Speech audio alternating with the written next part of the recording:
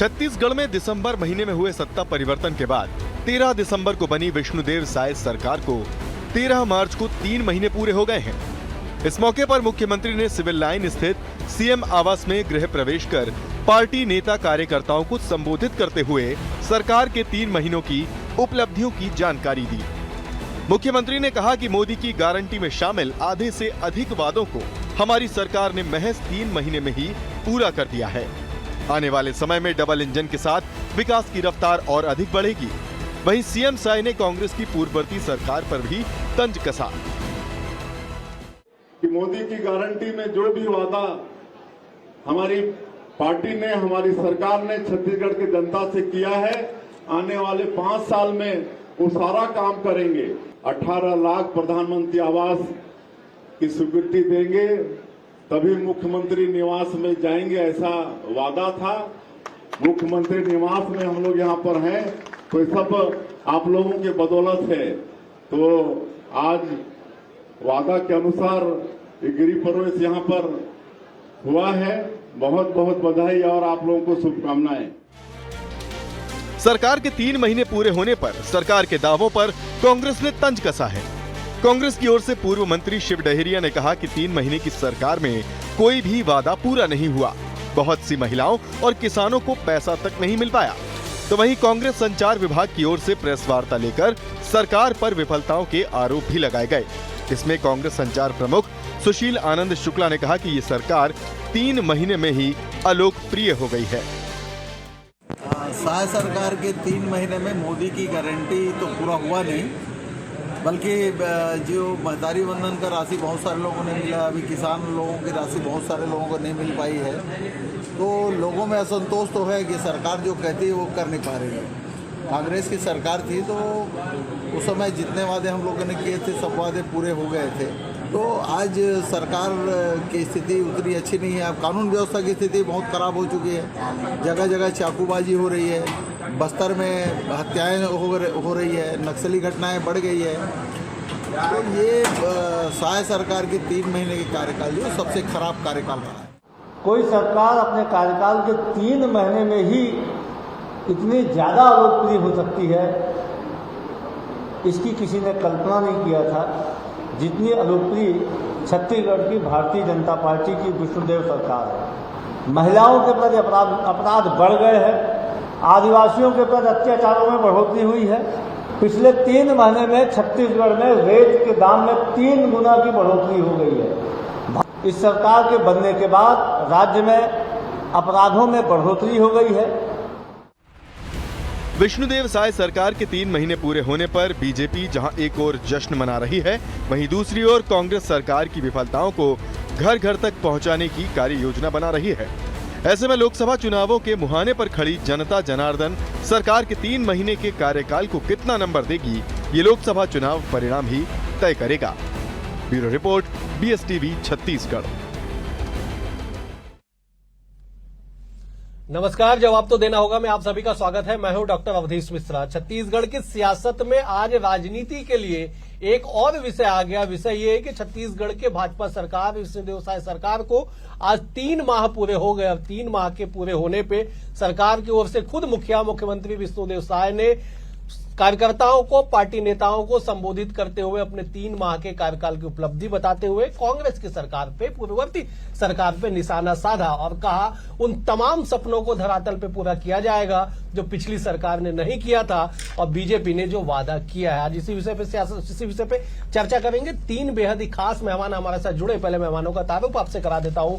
BJP की ओर से सुनील चौधरी जी, आप प्रवक्ता है, वरिष्ठ नेता है। सुनील जी, आपका स्वागत है। कांग्रेस की ओर से सुरेंद्र वर्मा जी है, वरिष्ठ प्रवक्ता है, वरिष्ठ नेता है। सुरेंद्र जी, आपका स्वागत है। बतौर वरिष्ठ पत्रकार, राजनीतिक विश्लेषक अनिरुद्ध दुबे भी हमारे साथ है। आप अविभाजित मध्य प्रदेश से लेकर छत्तीसगढ़ की सियासत को बेहद करीब से जानते समझते। अनिरुद्ध जी, आपका भी स्वागत है। सुनील जी, मेरा पहला सवाल आपसे है, 3 माह पूरे, क्या वादे रह गए अधूरे? अधूरे वादों पे प्रकाश डाल दीजिए, 2 लाइन। जी देखिए, वादे अधूरे नहीं कह सकते। मैं सबसे पहले जय जोहार, जय छत्तीसगढ़ करना चाहता हूं। वादे अधूरे नहीं कहे जा सकते, हमने वादे पूरे करने प्रारंभ किए हैं। क्योंकि सरकार मात्र 2.5-3 महीने की सरकार है और 2.5-3 महीने की सरकार में हम अधूरे वादे कैसे कह सकते हैं। हम तो ये कह रहे हैं कि हमने जो मोदी की गारंटी दी थी उन गारंटियों पर खरा उतरने का 100% प्रयास शुरू हो गया है। अब आज हमारे मुख्यमंत्री जी ने भी कहा, और आपको याद होगा अवधेश जी, हम लोगों ने विधानसभा का घेराव किया था प्रधानमंत्री आवास को लेकर के, जब हम पर आंसू गैस के गोले छोड़े गए थे, जब लाठीचार्ज किया गया था, बड़े बड़े कंटेनर रख के रोकने का प्रयास किया था। उस दिन हमने हितग्राहियों के पांव पखारे थे, प्रधानमंत्री आवास योजना अंतर्गत जो हितग्राही छूट गए थे उनके, और कहा था कि जब तक के आपके आवास को स्वीकृत नहीं करा देंगे तब तक हमारा मुख्यमंत्री अपने आवास पर नहीं जाएगा। ये हमारे उस समय के प्रदेश अध्यक्ष अरुण साव जी सहित सभी नेतागणों ने इस बात को निश्चित रूप से एक संकल्प के रूप में कहा था। और देखिए, सबसे पहले वही किया। मुख्यमंत्री जी ने भी इस बात का जो उल्लेख किया है कि 18 लाख गरीबों के आवास के विषय में मैंने हस्ताक्षर कर दिए। उसके बाद हमने 25 दिसंबर को 2 वर्ष की बकाया बोनस की राशि जो लगभग 3,716 करोड़ रुपए थी, वो पैसे हमने दिए ना, उस तारीख को दिए। महतारी वंदन योजना की बात थी, 60 लाख आवेदन हमने भरवाए थे चुनाव के समय में। हमने दिया कितना? 70,12,600 जो बहनें हैं, माताएं हैं, उनको हमने पैसा दिया है। सुनील जी, आप अपने बयानों में उलझ गए। सुरेंद्र जी जवाब देंगे। सुरेंद्र जी, चुनाव से पहले 60 लाख फॉर्म भराया गया, चुनाव के बाद 70 लाख बहनों को, माता बहनों को पैसा दिया गया, और सरकार की 3 माह पूरा। अवधेश जी, आपको याद होगा भारतीय जनता पार्टी के नेताओं ने यह दावा किया कि पहला वादा पूरा कर दिए 18 लाख पीएम आवास का। जो फर्जी फॉर्म भरवाने का ये कह रहे थे, उस समय इन्होंने दावा किया था कि 7 लाख हितग्राहियों को आवास नहीं मिला है। उन 7 लाख लोगों से, हितग्राहियों से ये फॉर्म भरवाए। तत्कालीन मुख्यमंत्री भूपेश बघेल जी ने, विधानसभा का सत्र चल रहा था, आपको याद होगा अवधेश जी, उस समय भी कहा कि ये 7 लाख जो फॉर्म आप भरवाए हैं वो सरकार को सौंप दीजिए, परीक्षण करके हम देंगे। तो ये पूरी तरह से वादा, इनका जो दावा है वो झूठा है। 18 लाख का जो लक्ष्य है, ये जब योजना शुरू हुई थी 2015 में तब, और देखिए केंद्रीय योजनाओं में, आप भी विद्वान पत्रकार हैं अवधेश जी, केंद्रीय योजनाओं में लक्ष्य तय करने का अधिकार राज्य को नहीं होता। इस योजना में क्या होता है, मैचिंग ग्रांट की राशि राज्य के द्वारा व्यवस्था की जाती है, उसके बाद केंद्र के द्वारा यह स्वीकृत होता है। 18 लाख आवास जो है 2015 का था, उसके बाद 2018 तक 3 साल रमन सिंह की सरकार थी, तब लगभग 2.5 लाख आवास बना। उसके बाद पिछले 5 साल में पूर्ववर्ती भूपेश बघेल की सरकार में आवास बने लगभग 9 से 9.5 लाख आवास। उसके बाद जो है 7 लाख बच गए थे, उसको इन्होंने 2026 तक केंद्र सरकार ने आगे किया था। और अभी इन्होंने जो पूरक बजट में 3,900 करोड़ का प्रावधान किया, उसके अगेंस्ट केंद्र सरकार ने एक भी आवास, एक भी, फिर से कह रहा हूं आपके लोकप्रिय चैनल में अवधेश जी, एक भी आवास केंद्र सरकार ने विष्णुदेव साय सरकार आने के बाद में स्वीकृत नहीं किया। ये बता दे, एक भी हितग्राही को एक नया पैसा दिए हो। तो उसी तरह से ये अभी कह रहे हैं, आप भी इस बात से विदित हैं अवधेश जी, कि इनके घोषणा पत्र में जो 2 साल का बकाया बोनस था, 16-17 और 17-18 का जिक्र था, उसमें उल्लेख था। ये दिए कब का? 14-15 और 15-16, उसमें भी आधा अधूरा। जिस किसान की मृत्यु हो चुकी है, फौत हो चुका है, बिक्री हो चुका है, वो आज तक ये भटक रहे हैं, एफिडेविट भरवाए। महतारी वंदन का क्या हाल है? आप इस बात के गवाह हैं कि जो इन्होंने आंगनबाड़ियों में चस्पा किया था सूची, वो केवल 26 लाख महिलाओं का था। यदि ये 70 लाख दिए हैं तो आंगनबाड़ी केंद्रों में चस्पा करें। तो ये झूठ और लफाजी जो है भारतीय जनता पार्टी की, प्रदेश की जनता समझ चुकी है। 3 महीने में ही हाँप गई है सरकार 13,000 करोड़ का नया कर्जा दिए, किसी को कुछ नहीं। पहला ही सवाल है, मैं लौटूंगा। आधे घंटे की डिबेट है, आप अभी से हाइपर होंगे, तो कैसे बाकी चीजों पे आप बात रखेंगे? ना, जनता से वादा खिलाफी करके ये दावा करे तो मैं एक बार विपक्ष का धर्म है अवधेश। बिल्कुल बिल्कुल, आप विपक्ष का धर्म है, स्वागत है आपके धर्म का। मैं एक बार अनिरुद्ध जी का रुख कर लिया। अनिरुद्ध जी, सरकार के 3 माह पूरे हो गए, 5 साल बाद सत्ता का परिवर्तन हुआ, 3 माह की सरकार। सबसे पहले आपकी टिप्पणी, कैसे देखते इस सरकार को? और दूसरी बड़ी बात ये कि क्या सरकार की जो रफ्तार का जो दावा किया जा रहा है, वो लोकसभा के पार भी इस रफ्तार को आप देख पाएंगे? देखिए अवधेश जी, अब मुझे लगता है कि अब सरकार जो है बहुत तेजी से काम करने लगी है। जैसे पूर्ववर्ती सरकार थी, भूपेश बघेल जी की सरकार जैसे ही बनी तो वहां पे शपथ के बाद, मुख्यमंत्री की शपथ ली भूपेश जी ने, तो 2 घंटे बाद उन्होंने किसानों की कर्ज माफी वाली फाइल पे दस्तखत किया। यहां सरकार बनी विष्णुदेव साय जी की, तो सबसे पहले उन्होंने बिना देर किए 18 लाख जो आवास बनने हैं उस फाइल पे दस्तखत किया। उसके बाद 25 दिसंबर को राष्ट्रीय सुशासन दिवस पर जो 2 साल का बकाया बोनस था 3,716 करोड़ का, उसका जो है भुगतान हुआ अवधेश जी।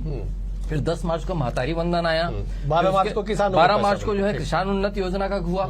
इस तरीके से जो कुछ ऐसे फैसले हुए, और स्वाभाविक है कि लोकसभा चुनाव हैं तो बहुत सारी चीजों पे सरकार काम करेगी, और सरकार क्या, भारतीय जनता पार्टी काम करेगी। लेकिन अवधेश जी, एक सोचने की बात है कि 3 माह और 3 माह की जो उपलब्धियां हैं, आज एक थोड़ा सा क्या है कि प्रश्न कौन था। आज उन उपलब्धियों को सरकार के मंत्री ओपी चौधरी जी, नगरीय प्रशासन आवास एवं पर्यावरण मंत्री, वित्त मंत्री ओपी चौधरी जी और नगरीय प्रशासन मंत्री जी अरुण साव जी जो है मीडिया के सामने आज इन उपलब्धियों को दर्शाने वाले थे। रायपुर के जो संस्कृति विभाग जो है, वहां पे जो उसका जो ऑडिटोरियम है, वो जो है उसका मंच सज कर तैयार था कि मंत्री द्वय आने वाले हैं, मीडिया के वहां लोग मौजूद थे। फिर अचानक सूचना आई कि जो प्रेस कॉन्फ्रेंस कैंसिल हो गई। तो मेरा ये मानना है कि वास्तव में जो 3 महीने की उपलब्धियां हैं, अगर कहीं मंत्री द्वय आज अगर कहीं इसको सामने आके रखे होते तो बहुत सारी चीजें स्पष्ट होती, बहुत सारी जिज्ञासाओं का जो है समाधान होता और बहुत हद तक धुंध छटती। ठीक है, लेकिन अनिरुद्ध जी, कुछ तकनीकी कारणों से संभवतः वो कैंसिल हुआ था, और जिन उपलब्धियों का जिक्र मंत्रियों को करना था, कमोबेश उन तमाम उपलब्धियों का जिक्र मुख्यमंत्री ने आज अपने उद्बोधन में कर दिया। सुनील जी मौजूद थे, सुनील जी बेहतर उसको बताएंगे। सुनील जी, लेकिन सवाल ये है कि कांग्रेस क्यों कह रही है कि यह सरकार 3 महीने में अलोकप्रिय हो गई? क्यों वादा खिलाफी के आरोप 3 ही महीने में लगने लग गए आप पे? क्यों कानून व्यवस्था को लेकर सवाल उठने लगे आप पे महज 3 महीने की सरकार पे? देखिए, कांग्रेस विपक्ष में है और कांग्रेस तो कहेगी। मूल ये बात है कि जनता क्या कह रही है। ये जिन बातों का भी आरोप लगा रहे थे कि भैया महतारी वंदन योजना में तो लोगों के खाते में पैसे ही नहीं गए, अभी आप देखिएगा उसका जवाब आपको मिलेगा। रिजल्ट आएगा लोकसभा का तो जवाब मिलेगा। किसानों के खाते में पैसे गए कि नहीं गए उसका भी जवाब आपको मिलने वाला है। तो कुल मिलाकर के आप देखिए कि हम जो योजनाओं को लेकर के, गारंटी को लेकर के आए थे, पूरी हो रही है। रामलला दर्शन योजना हमने शुरुआत कर दी ना, लोग जा रहे हैं ना भैया। किसानों को हमने कहा था 21 कुंटल लेंगे, 3100 रुपए में लेंगे, और उसके बाद अंतर की राशि एक मुश्त देंगे, दे रहे हैं ना। पीएससी के भ्रष्टाचार में यदि उसकी जांच की बात थी तो उसमें जांच हम करा रहे हैं। एनआईए के तर्ज पर एसआईए का गठन किया ना, आतंकवाद के विरोध में, नक्सलवाद के विरोध में। जो भी ऐसा काम करेगा उसके खिलाफ कड़ी से कड़ी कार्रवाई की जाएगी। ये हम लोग कर रहे हैं ना। तो इनको तकलीफ इस बात की है कि अब कुछ बचा तो है नहीं, सब कुछ लूट चुका है इनका, तो ये कुछ नहीं बचा है। बोलने के लिए आप बोलते रहिए, आरोप लगाते रहिए, कोई दिक्कत नहीं। जनता जनार्दन है साहब लोकतंत्र में। आगे फिर चुनाव है, लोकसभा के चुनाव है। लोकसभा के चुनाव में जनता जवाब आपको देने वाली, क्योंकि हम तो काम कर रहे हैं। लेकिन यदि आप काम के विषय में भी ऐसा नरगल बातें करेंगे तो जनता के सामने मैं जवाब ले लेता। हम लोकसभा चुनाव के मुहाने पे खड़े, किसी वक्त चुनाव का ऐलान हो सकता है। सुरेंद्र जी, कांग्रेस के पास, विपक्ष के पास कुछ बचा नहीं है मुद्दा, इसलिए आप लोग अनर्गल बातें कर रहे हैं। बीजेपी गंभीर आरोप आप पे लगा रही है, जवाब दे दीजिए। अवधेश जी, भारतीय जनता पार्टी के 3 साल के कुशासन में यदि कुछ विकास हुआ है तो वो अपराध का हुआ है। 3 माह जो 3 माह में आप देखेंगे नक्सल घटनाएं बढ़ी है, शहादत की घटनाएं बढ़ी है, महिलाओं के खिलाफ अपराध बढ़े हैं। बस्तर फिर से उसी दिशा में वो यादें लोगों की ताजा हो रही है। मीना खलको मड़कम हिड़ में जिस प्रकार से झलिया मार के कांड हुए, अब फिर से नारायणपुर का, कोंडा गांव का फर्जी मुठभेड़। आप देखें 1 जनवरी को, साल का पहला दिन था 2024 में, 6 महीने की बच्ची को गोली मार दी गई। और बताए क्रॉस फायरिंग में वहां ग्रामीणों का क्या आरोप है। अभी कोंडापल्ली में जो है 3 आदिवासियों की जो मौत हुई है। आज की घटना है बीजापुर में, एक महिला के कमर में गोली लगी है, प्रशासन कहती है क्रॉस फायरिंग। वहां के ग्रामीणों का सीधा आरोप है। तो जो अत्याचार 15 साल के भाजपा के पूर्ववर्ती कुशासन में हुआ था, 1379 फर्जी प्रकरण में आदिवासियों को जेल में डाले थे, फिर से वो अत्याचार आम जनता पर, ग्रामीणों पर होने लगा है। अपराधी बेखौफ है महिलाओं के खिलाफ, और तमाम तरह के चोरी, डकैती, बलात्कार, ये घटनाएं बढ़ रही है। रेत माफियाओं को संरक्षण, विधानसभा में हमने देखा भाजपा के विधायक हैं धर्मजीत सिंह, उन्होंने चुनौती दी थी इस सरकार को कि आप अभी हेलीकॉप्टर सर्वे करा लीजिए। दूर की बात नहीं है, रायपुर जिले के समोदा घाट में जो महानदी का एरिया है, कम से कम 400 अगर गाड़ियां, अवैध गाड़ियां, लोडर, जेसीबी, यदि रेत की लोडिंग करते नहीं मिले तो मैं इस्तीफा दे दूंगा। इनके मुंह में दही जम जाता है, ताला लग जाता है। तो ये सरकार, देखिए हमारी सरकार जो है वनांचल है, जहां पर कोदो, कुटकी, रागी की खरीदी होती थी, वो खरीदी बंद है। जिस तरह से हमने पहले भी इनसे कहा था कि जो वनांचल क्षेत्र है वहां गोठानों में प्रोसेसिंग होती थी, 27 लाख महिलाएं वहां पर आजीविका कमा रही थी, वो गोठानों को संचालित करने से ये भाग रहे हैं। तो भाजपा का दावा जो है पूरी तरह से झूठा है। ठीक है सुरेंद्र जी, मैं लौटूंगा आपके पास। अनविद जी का रुका। अनविद जी, भाजपा कह रही है कि वो सुशासन की राह पे आगे बढ़ रही है, 3 माह में इतने माइलस्टोन पार कर लिए गए कि इसका असर आने वाले 5 साल तक देखने को मिलेगा विकास और सकारात्मक रूप में। ठीक इसके उलट कांग्रेस कर रही है कि 3 माह में ये सरकार ने वादा खिलाफी किया है। कैसे आप देखते बतौर पत्रकार? देखिए क्या है कि 3-4 जो है महत्वपूर्ण निर्णय हुए, उस पर हम बातचीत कर चुके हैं, लेकिन अभी जो है सुरेंद्र वर्मा जी ने एक जो है नक्सलवाद वाला जो है मामला यहाँ पे लाया, गंभीर मामला। देखिए क्या है कि पूर्व में जब राजनाथ सिंह जी गृह मंत्री थे, ये मैं बात कर रहा हूँ 2014-19 के समय में, 19 के चुनाव में लोकसभा में जब वो आए थे तो उन्होंने कहा था कि अगली बार अगर कहीं भारतीय जनता पार्टी की केंद्र में सरकार बनी तो नक्सलवाद जो है मिट जाएगा।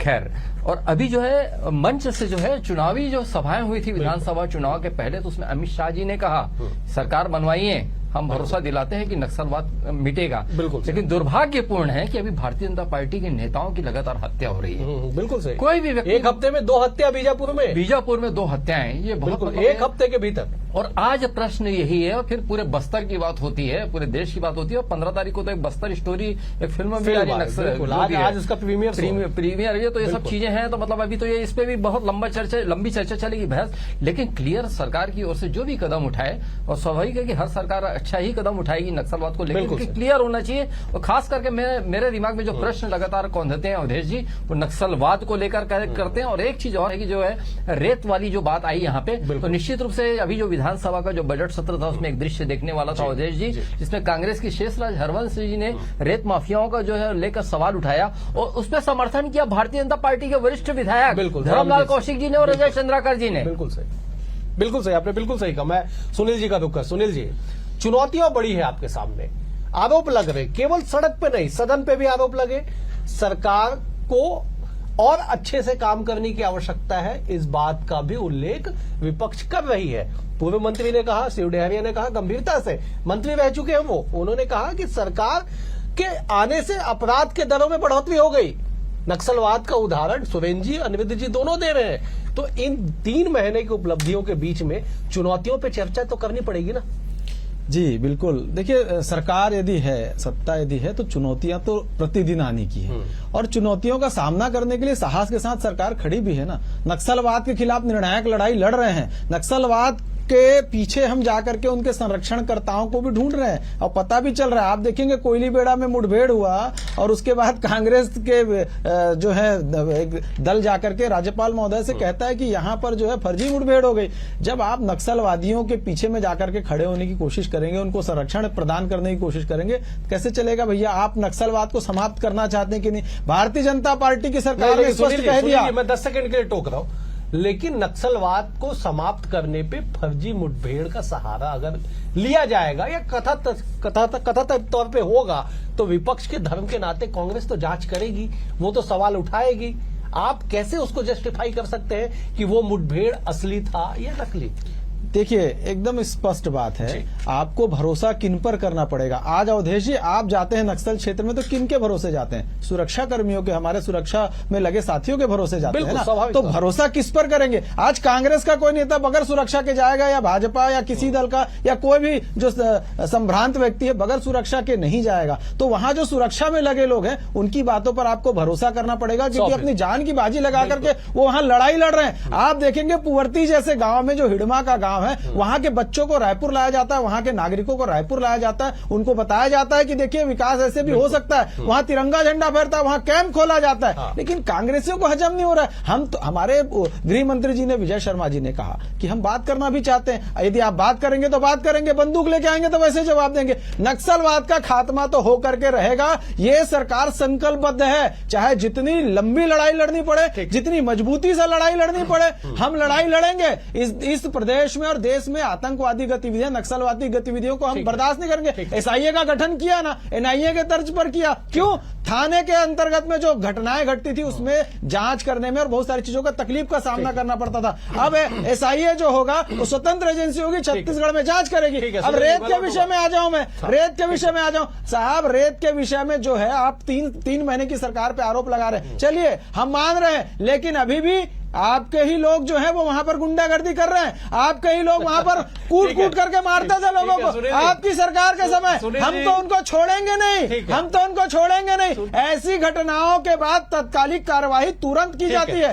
और मुझे याद है सरपंच को किस तरह अधमरा करके छोड़ दिए थे आप लोग, मर गया बोल करके छोड़ दिए थे रेत में। सुनील जी, मैं लौटूंगा। दरअसल मैं इसलिए हंसा क्योंकि आप किसी भी अपराध को दलगत से जोड़ के उस अपराध को हल्का नहीं कर सकते। आपने कहा कि आप ही के लोग वहां पे गुंडागर्दी, मतलब कांग्रेस के लोग ही गुंडागर्दी कर रहे, तो ये कोई पैमाना नहीं है ना अपराध करने का और अपराधियों को छोड़ देने का। मैं लौटूंगा आपके पास। सुरेंद्र जी, जवाब दे दीजिए कि अगर आप लोग कानून व्यवस्था को लेकर सवाल उठाते हैं तो इसे बिगाड़ने में आपके दल का हाथ है। सुनील जी बड़े गंभीरता से कह रहे हैं, जवाब दीजिए। जी अपने निकम्मेपन को प्रमाणित कर रहे हैं। इस प्रकार की बयानबाजी जो है भारतीय जनता पार्टी के स्तरहीन सोच को प्रमाणित करता है। देखिए हमारी पार्टी के लोग अध्यक्ष के नेतृत्व में ये कोयली बेड़ा के संदर्भ में जो आरोप है जी गवर्नर से मिलके हमने दिया था। प्रशासन बता दे कि इतने दिनों में क्या कार्रवाई हुई। कोई जांच कमेटी बनी। आज ही कांग्रेस भवन में पत्रकार वार्ता थी जो नारायणपुर में स्कूल की बच्चियों के संदर्भ में जो मामला आया था, उसमें जो जांच रिपोर्ट में जो तथ्य सामने आए हैं, प्रशासन उस मामले को ये दूसरा झलिया मारी आप कह सकते हैं, जो निंदनीय घटना है उसका लीपापोती करने पालकों पर दबाव बनाए गए। 10 दिन बाद तक एफआईआर नहीं लिखी गई। कलेक्टर प्रशासन जो है वो विष्णुदेव साय सरकार के दबाव में जिस तरह से पालकों से माफीनामा लिखवाया गया उसकी लिपापोती करने, तो कांग्रेस के दबाव देखिए ये इसी तरह से इनका रवैया रहा है। जब सरकार आते हैं स्थानीय आदिवासियों पर अत्याचार होते हैं। और यह भी आरोप लगा रहे थे कांग्रेस पर, धर्मेंद्र चोपड़ा, जगत पुजारा, पोडियम लिंगा किस पार्टी से संबंधित है, जिन पर नक्सली सप्लायर होने के आरोप में जो केस दर्ज है, जो जेल भेजे गए। तो कांग्रेस की सरकार ने वहां पर न्याय किया था। और ये बताए अभी तो जो जिस प्रकार से इनकी वसूली हो रही है हमारी सरकार में, जो देखिए रियल एस्टेट कृषि के बाद दूसरा क्षेत्र है जहां रोजगार जनरेट होता है। इनके कुशासन में छोटे भूखंडों की रजिस्ट्री पर रोक लगी थी, गाइडलाइन दरें नाप शनाप बढ़ा था। अब अवैध तरीके से खसरा लॉक करने का सिस्टम अवधेश जी इनकी सरकार में इनके मंत्री और इनके नेता कमीशन खोरी के लालच में खसरा पर्टिकुलर खसरा लॉक कर रहे हैं। जो ट्रांसपोर्ट परिवहन में जो घोटाला हो रहा है, इनके तमाम विधायक औद्योगिक क्षेत्र में आप जाके देख ले, पब्लिक ट्रस्ट है। जिस तरह से रेत के दाम 4 गुना हुआ है पिछले 3 महीने में, तो भारतीय जनता पार्टी के नेता अपने इनकी विष्णुदेव साय सरकार अपनी योजनाओं तो लागू नहीं कर रही है। जो पूर्ववर्ती सरकार ने बजट प्रावधान किया था न्याय योजना की, किसान न्याय योजना की, चौथी किसकी राशि खा गए। बेरोजगारी भत्ता नवंबर 2023 से बंद है। सुरेंद्र जी मैं लौटूंगा। तो ये तो जो बजट प्रावधान सरकार करके गई थी पूर्ववर्ती सरकार, वो तक खा गए। ठीक है सुरेंद्र जी मैं लौटूंगा आपके। मैं अनिरुद्ध जी का रुख कर लेता हूं। अनिरुद्ध जी, ये सियासत के गलियारों में आरोप प्रत्यारोप, सवाल और जवाब चलते रहेंगे। लोकसभा चुनाव के मुहाने पे हम खड़े हैं। इन तमाम विकास की रफ्तार के जो दावे किए जा रहे हैं, क्या लोकसभा चुनाव के मद्देनजर ये रफ्तार आपको बढ़ी हुई दिखाई पड़ रही है? और क्या इसका लाभ सत्ताधारी दल को इस लोकसभा के चुनाव में होना है? क्योंकि सुनील जी बार बार एक बात पे जिक्र कर रहे हैं कि जनता निर्णय लेगी, जनता हमें आशीर्वाद देगी, जनता जनार्दन है। जवाब दीजिए। भारतीय जनता पार्टी की सरकार, प्रदेश सरकार जिस तरीके से जो है मतलब 4-5 जो बहुत बड़े निर्णय जो उसने लिए, निश्चित रूप से ये लोकसभा चुनाव को लेकर ही किए गए हैं। और किसी भी पार्टी की सरकार होती उसकी गति वैसे ही होती। कौन नहीं चाहेगा कि यहाँ पे लोकसभा चुनाव में भी तमगा फहराएं। लेकिन बात यह है अवधेश जी, यहाँ पे एक बड़ा गंभीर बात इस चीज के दौरान एक विषय आ गया नारायणपुर का। 8 बच्चियों के साथ मतलब आज जो है इस पे प्रेस कॉन्फ्रेंस भी हुई। श्रीमती संगीता सिन्हा जो कांग्रेस की विधायक हैं, तो उसमें यह है कि बात यह है कि वहां पे जो है मतलब 8 बच्चियों को वहां पे एक हेड मास्टर और 2 मास्टर बुलाते थे, बेड टच करते थे, मोबाइल दिखाते थे और हाथ में जो है कलम से कुछ उनका लिखा करते थे। मतलब सुन के कुछ अजीब सी फीलिंग होती है, बहुत खराब फीलिंग होती है। मैं नहीं बोल रहा हूँ कि इसमें कोई सरकार का जो है प्रश्रय है या कोई सरकार दोषी है, लेकिन अगर कहीं ऐसे मामले आए तो इसमें ये सबको संज्ञान में लेते हुए सरकार को तत्काल जो है कड़ी कार्रवाई करनी चाहिए और इस तरीके के जो दोषी लोग हैं उनको नहीं बख्शा जाना चाहिए। लेकिन ये सुरेंद्र जी जो झलिया आज एक और मामला आया अनुरुद्धि, एक सेकंड लेना चाहूंगा। पोटा कोविन का एक और मामला आया है तो और ये इस मामले में नारायणपुर की जिसकी आप बात कर रहे हैं 10 दिन तक कोई एफआईआर नहीं लिखी गई थी, बल्कि उल्टे जो पीड़ित बच्ची हैं उनके परिजनों से दबाव बनाकर माफीनामा लिखवाया गया था। ये निंदनीय है। अवधेश जी एक लाइन में पूरी कर रहा हूँ जी।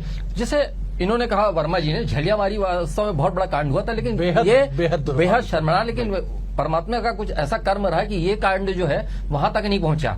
मतलब ये है कि उसमें कोई दुष्कृत्य दुष्कर्म नहीं हुआ है, ये बेड टच वाला मामला है। लेकिन छोटी छोटी बच्चियां, वो भी 8 बच्चियों के साथ भी जो बेड टच भी हो तो ये क्यों हो? मतलब ये इतना जो, और खास करके अवधेश जी मेरे मन में जो एक सवाल उभरता है और आज मैंने संगीता सिन्हा जी से सवाल को भी किया था कि बस्तर से इस तरह की जो है घटनाएं ज्यादा होती है और उस तरह के समाचार ज्यादा सुनने को मिलते हैं, तो कम से कम बस्तर में हर स्तर पर ध्यान ज्यादा केंद्रित करने की जरूरत। ठीक है सुनील जी, संक्षेप में जवाब दीजिएगा। सरकार तमाम चुनौतियों के पार करके और जो 3 माह के शासन है, आप सरकार को, आप तो सरकार के नुमाइंदे हैं, कितना नंबर आप देंगे 10 में से? देखिए अभी 3 महीने की सरकार है, यदि 10 नंबर में बात करेंगे तो 10 का 10 देना चाहिए, क्योंकि 3 महीने में सारी उपलब्धियां आपको मिल चुकी है। और ये बार बार कह रहे हैं पोटा केबिन नहीं हुआ, आपके समय भी हुआ, और अभी यदि कुछ हो रहा है तो विश्वास मानिए भारतीय जनता पार्टी की सरकार है, ऐसे दुष्कृत्य या इस प्रकार के कृत्य करने वालों को ना उल्टा लटका सीधा कर देंगे, एक को भी छोड़ने वाले नहीं। माँ बहन बेटियों की तरफ यदि कोई आंख उठा करके देखेगा, उस आंख को वहीं पर फोड़ दिया जाएगा। याद रखे, संवैधानिक व्यवस्था के अंतर्गत बात कर रहा हूँ कि इस प्रकार की घटनाओं के लिए सरकार अपना मजबूती से खड़ी हुई है। ऐसी कोई घटना को बर्दाश्त नहीं किया जाएगा छत्तीसगढ़ में। अगली डिबेट में मैं जरूर आपसे पूछूंगा कि कौन से कानून में लिखा हुआ है कि आंख को फोड़ देना। मैं इस सवाल के साथ जरूर लौटूंगा आपके पास अगली डिबेट में। सुरेंद्र जी, संक्षेप में इस सरकार को 10 में से कितना नंबर देंगे आप? 0, क्योंकि ये जन अपेक्षाओं के विपरीत इनका चरित्र रहा है। दागी, अपराधी और भ्रष्टाचारियों को संरक्षण है। कांकेर से जिनको अप्रत्याशी बनाए हैं, यौन शोषण के अपराधी हैं, आरोपी हैं। कब्जाबाज कौन है? कब्जाबाज मंत्री कौन है? कब्जाबाज कौन है? कब्जाबाज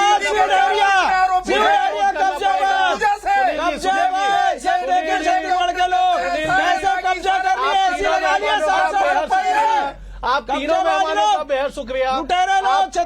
सुनील जी, आप तीनों मेहमानों का बेहद शुक्रिया। सुनील जी आपका शुक्रिया, निवेदिता जी आपका शुक्रिया, सुरेंद्र जी आपका भी शुक्रिया। 3 माह की सरकार में जो चुनौतियां और जो उपलब्धियां हैं उस पर चर्चा हो गई, लेकिन इन तमाम कसौटियों पे जनता जवाब देगी, क्योंकि हम लोकसभा चुनाव के मुहाने पे खड़े हैं। आज के लिए इतना ही, कल एक और विषय के साथ आपसे होगी मुलाकात। तब तक के लिए नमस्कार।